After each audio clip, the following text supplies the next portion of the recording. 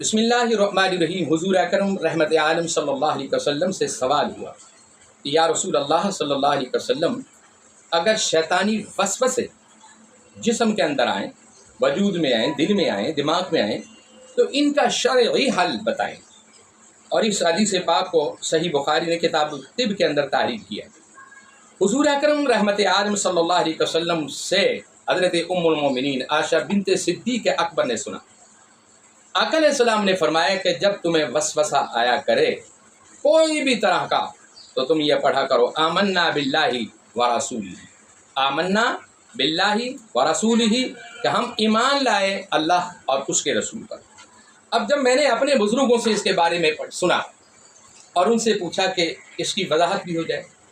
تو میرے بزرگوں نے کہا کہ اپنے اس دائیں چھاتی پر یوں ہاتھ رکھے، اس طرح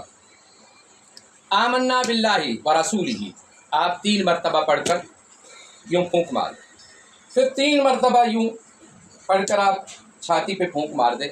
اور یہ عمل آپ کم و بیش 1 ہفتہ جاری رکھیں، اور پانی پہ بھی پھونک ماریں،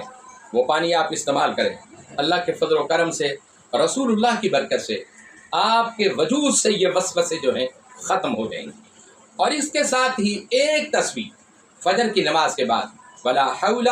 ولا قوت الا باللہ العلی العظیم، جس کے بارے میں میرے حضور نے فرمایا کہ نڈھین میں بیماریاں بھی ہوں گی، ان کلمات کی برکت سے وہ چلی جائیں گی۔